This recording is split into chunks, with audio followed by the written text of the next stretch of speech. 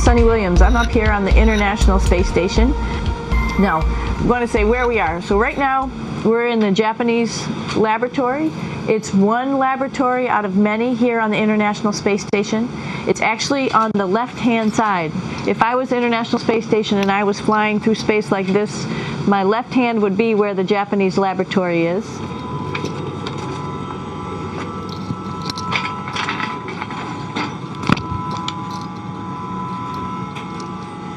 So now again, we're on the right-hand side, all the way on the right of the International Space Station.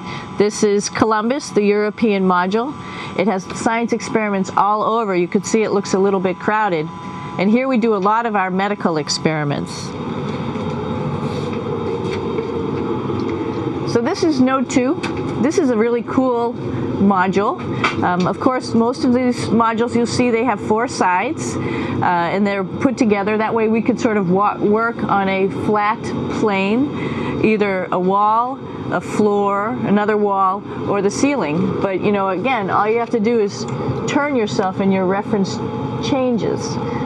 The reason I'm bringing that up is because this is where 4 out of 6 of us sleep. And so people always ask about sleeping in space. Do you lie down? Are you in a bed? Not really, because it doesn't matter. You don't really have the sensation of lying down. You just sit in your sleeping bag. So here's one sleep station right here. I'm going in right now. You can follow me if you want. So I'm inside. It's sort of like a little phone booth, but it's pretty comfy. I've got a sleeping bag right here that we sleep in, so we don't have sort of like a little bit of a cover. We don't fly all over the place. But you know, you can sleep in any orientation. I have it sleeping, feeling like I'm standing up right now, but like you saw, I'm on the floor. But it doesn't matter if I turn over and I sleep upside down. I can't have it. I don't have any sensation in my head that tells me that I'm upside down, so it really doesn't matter. The sleep station is also like a little office. We've got a computer in here. As you can see, we've got a couple little toys. I've got some books. I've got some clothes and other things that make it sort of like home. I'm coming out. And just for reference, that's one sleep station. This one's another. Right here. There's one on the ceiling, if you want to call it. Right here. And then there's a 4th on the other wall over here. So all of us sleep in a little bit of a circle. All right, come on back. There's more to show you.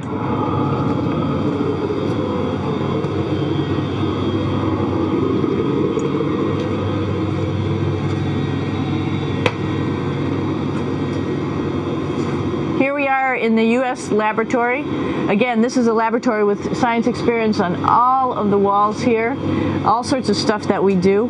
And one of the things we also do is we exercise. We have some exercise equipment on board the space station.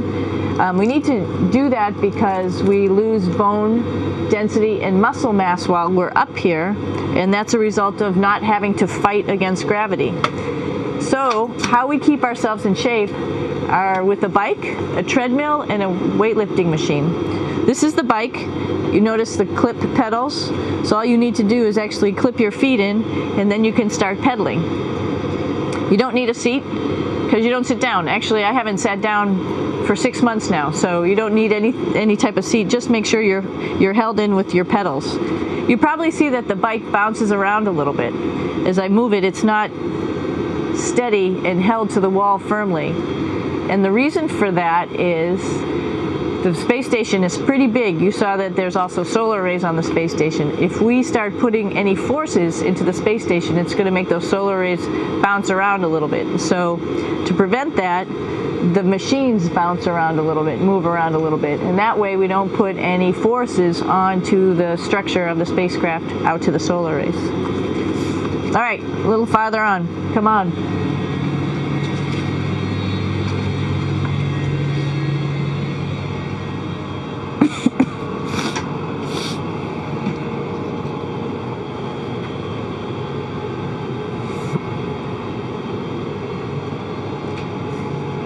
Here's a pretty cool place. This is sort of like in your house where everybody meets in the morning. After you wash your face, brush your teeth, you want to find something for breakfast. And this is our kitchen. You might notice there's all sorts of foods here. It's like opening the refrigerator. You got all your different stuff that you want to have: drinks, meats, eggs, vegetables, cereals, bread, snacks, and that's a good place. That's where you find all the candy. Side dishes, and then some little power bars just in case. So we have all this type of food. Some of it is dehydrated, and so we have to hydrate it, fill it up with water. Some of it is already made, and then all we have to do is heat it up. So something like this, I'm pulling out barbecued beef brisket. Pretty yummy. Not only is this food made in the US, but we also have food here from Japan. We've got Russian food. As you can see, all these red containers are filled with food that's from Russia. And then we get some of our specialty stuff, some things that we like, some of our favorite stuff that your family can send up. In fact, I like fluffernutters, and so I got sent up some fluff so I could make my fluffernutter with peanut butter. So you have a lot of food up here, no problems.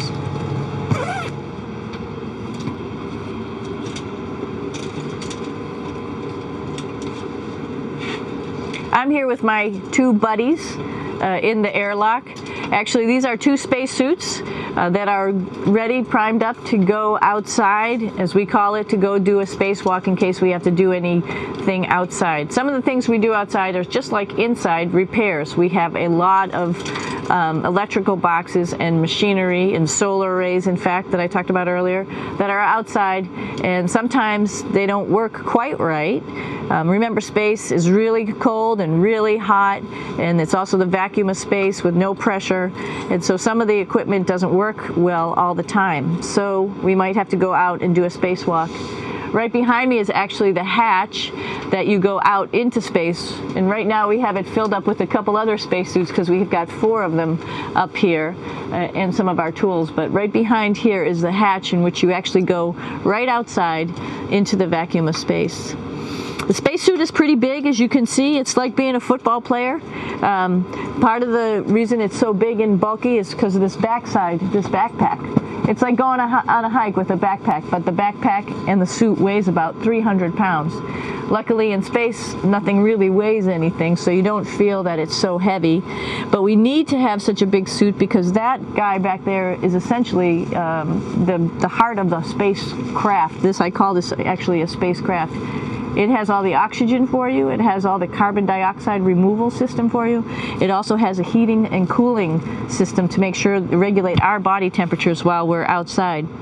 It also has a computer, so it tells you on a display here if there's anything that's going wrong with the suit, if we're running out of oxygen, if we have too much carbon dioxide, or any type of electrical problem. So it's a pretty awesome little spacecraft, and actually got to go out, use my little spacecraft a couple times, and it worked like a charm. Lucky that it works very nice. You might want to see what the helmet looks like. It's pretty cool too. We don't usually go out like this, so you usually can see when the helmet's open. So you can see what it looks like inside. Somebody's little head would be inside of here. So you can see, you can turn your head all the way around while you're inside of there, but the helmet stays still. So that's determines your how far you could see. And it's usually pretty sunny out there, so we have to wear our sunglasses, and this is our sunglasses right here, which make you look pretty cool.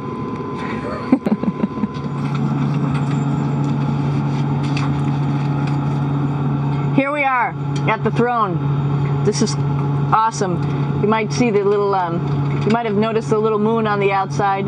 This is our orbital outhouse right here.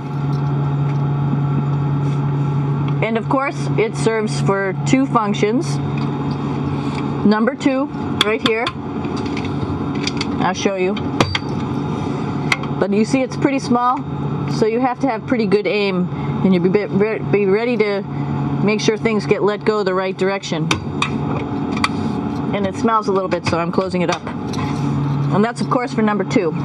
And this guy right here is for number 1. So they're sort of two slightly separate functions, but you can do a little, essentially both, by hanging on right here and doing number 1 and number 2.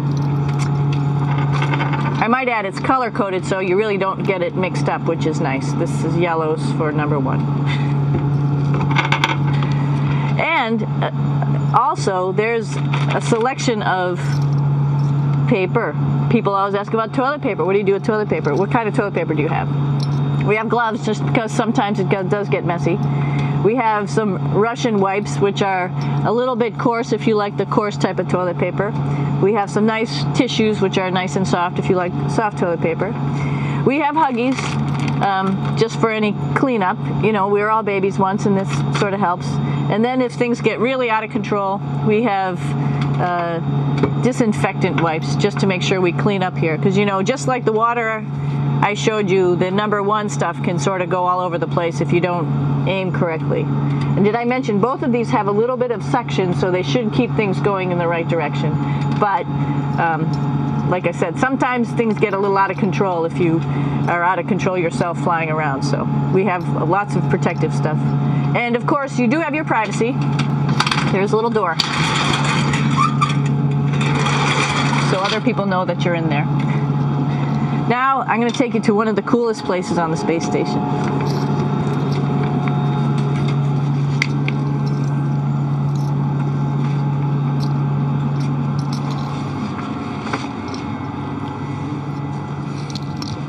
It's like a glass-bottom boat. This is the cupola. It sticks down below the space station. It's one of those places you find yourself hanging out in all the time because all you want to do is look back at our planet. I think some questions I had were about what do you do in your free time? And you can't help but want to just come to the cupola and look outside as much as you can. And a lot of folks, I play this game with myself about where we're flying over the Earth. I try to come in here and just guess. After being here for a little while, you can sort of figure it out. You can tell different cloud types over different continents. You can tell different soil types over different continents. So let's see. And then, of course, there's a lot of ocean.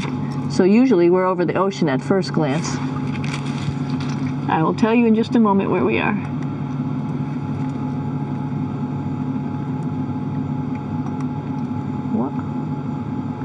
There we go. So right now we are right over Africa. It's a little bit cloudy, as you can tell. But we're right over the continent of Africa. Hey, what's that? I think that's a Soyuz spacecraft. That's the spacecraft that's taken us home to planet Earth today. Oh my gosh. We might have to go take a look at that. That's pretty cool. It's a little bit smaller than the rest of the spacecraft, the space station, so you'll see if we go there, it'll be a little bit more crammed. But we're going, you can look all the way back to the back of the spacecraft, which is where the Russian segment is. And then you could look all the way forward to the front of the spacecraft, where the Japanese laboratory, the European laboratory, and the American laboratory. Hey, one thing I didn't show you, or I talked about but I didn't show you, was the exercise, another piece of exercise device. This is what we call the ARED. And with this, you can lift weights based on vacuum in these cylinders, just like you do at home at a gym. For example, if I wanted to do a squat, I could do it like this. Oops. I just need some weight on this thing. I'm not lifting with anything, so it's too easy. One of the cool things you could do things that you can't do at home. For example, single leg squats with just one leg, because the other leg, you won't fall over. So all sorts of stuff. You can also do bench press. We have a bench that we could add on here, so you can work on your beach muscles. All right. I showed you the Soyuz. Let's go check it out.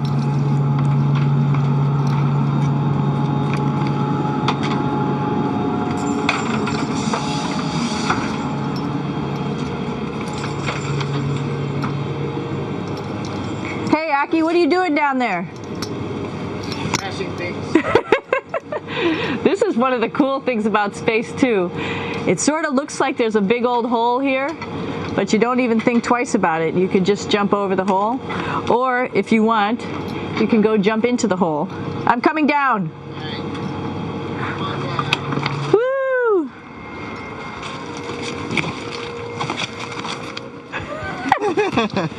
Then you can come right back up again, like Superman. Woo!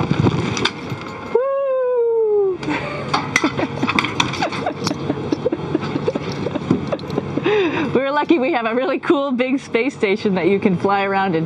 That's actually called the PMM. You might have saw it out the window. It's a big silver canister. What's really great about that is it's essentially our closet in our pantry, or whatever you want to call it. We have extra food down there, we have extra clothes, we actually throw the trash out down there. So it's nice and organized, and we have all of our stuff that we need while we're working in all these other modules all stowed in this location down here. And it's a lot of fun to play in. Now that's a lot bigger than the Soyuz. Oh, one thing we need to show you is our patches here. While we've been up here, we've been Expedition 32 first, and then just recently we're leaving. We were Expedition 33, and there's all the crew members who are up here with us right now. Myself, Yuri Malenchenko, Aki Hoshidi, if you can read Japanese, Yevgeny Turelkin, if you can read Russian, Oleg Novinsky, and Kevin Ford, who just took over as the commander of the space station and will be the commander for the next couple months. And he, by the way, is behind the camera right now. So you can say, hi, Kevin. So we're going into the Russian segment. Be ready. You don't need a passport either.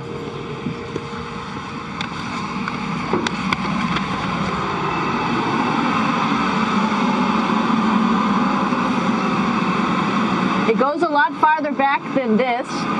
We'll go take a trip and say hello to the boys down there in just a minute. Well, let's do that first, actually, and then we'll go down to the Soyuz at the very end. This is Yevgeny. Hi. Doing a little tour.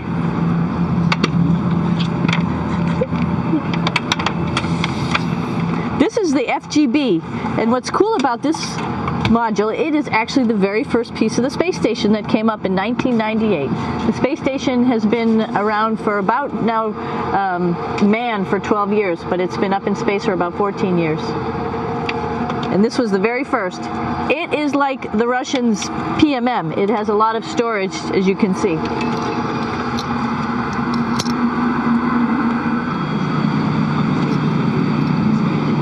So here we are in the heart of the space station, really. This is the service module. This is the central post. In case we had any problems, I know a couple of the questions were about what type of things do you have to worry about. And some of the things we have to worry about in space are fire.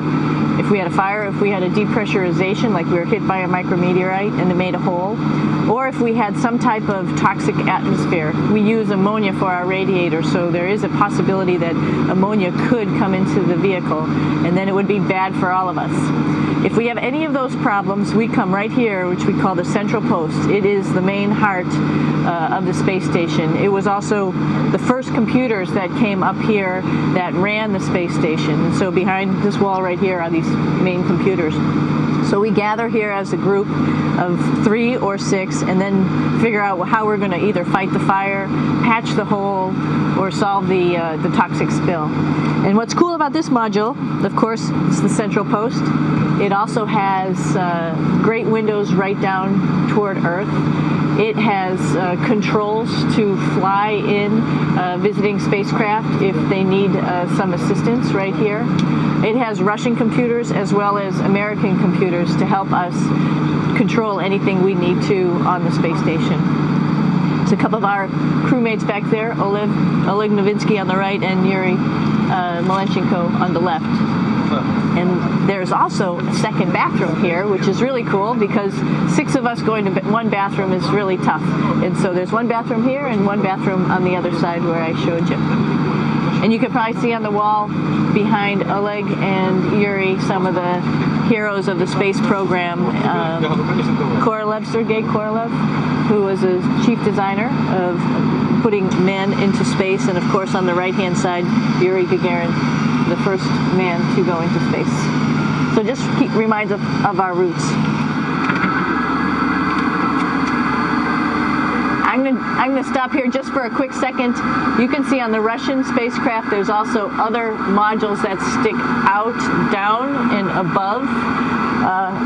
Right here is, let's see, I'm trying to be oriented. That's a place where we do spacewalks from for the Russian side. There's Russian spacesuits in here, and also a visiting vehicle which brought fruits and vegetables and becomes a trash container when we undock. Up on this side is also a future place where they're going to do spacewalks from, and connected to it is Kevin's, Oleg's, and Yevgeny's Soyuz spacecraft. And now let's go see ours. О, извините, No problem. это пробка.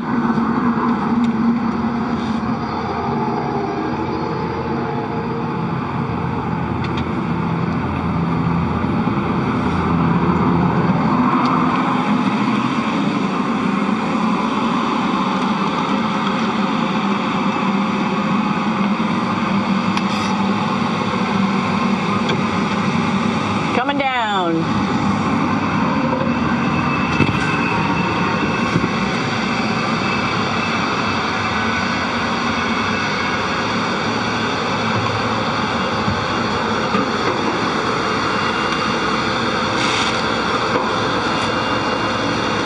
Tricky getting in here.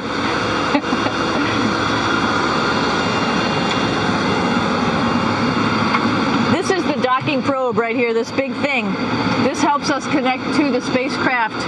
This probe actually sticks into this cone, and that's how the spacecraft, our Soyuz, becomes connected to the ISS initially. That is then replaced by clamps, which are around here, that will allow the two spacecraft to be stuck together. And then you can remove the probe and the cone.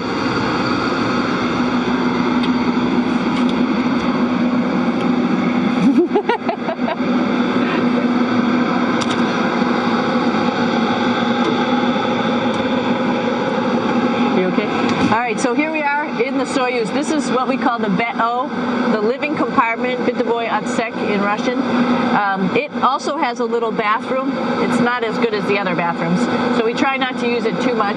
It has drinking water in it if we need something to drink. And then, of course, it's filled up with a lot of cargo for us bringing up and also bringing back down. It has a second purpose when it comes back to Earth. It serves as a garbage container.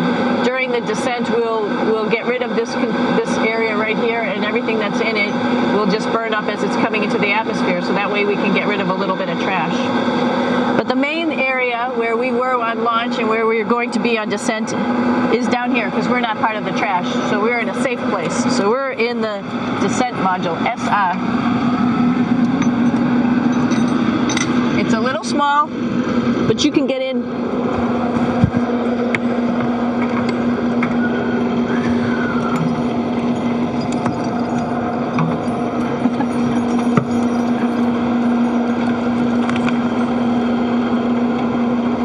Not sure how well you could see in here. Hold on for a second.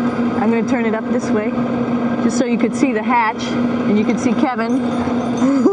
It's a little bit small, but we'll come in and show you around. Just starting to get ready. We're preparing a couple days ago for our ride home. It's a little bit squishy, but everybody asks, how do you sit in the Soyuz? And you sort of sit in your seat like this. The seat is molded to your body, and so you can just sort of squish in here and be pretty relaxed. Everybody has a handmade seat for them. And then, of course, there's a control panel, and that's where we do most of our actions and work right here. There's hand controllers which you can fly the vehicle with, and there's a stick right here primarily used for communications when we're trying to talk to the ground. So 3 of us fit in here. Like I said, it's a little squishy, but somehow it seems like we all managed to get in here and fit pretty well, and it's a pretty safe ride home. You're probably wondering, what's all this junk behind us? Well, it's all of our parachute, first of all, and then it's all of our survival gear, just in case we end up landing in some strange place on the planet and nobody's there to rescue us right away. We have all sorts of survival gear with us, keeping us safe in here. So they've pretty much thought of everything. And we'll be home on the planet within the next 12 hours. Pretty shocking.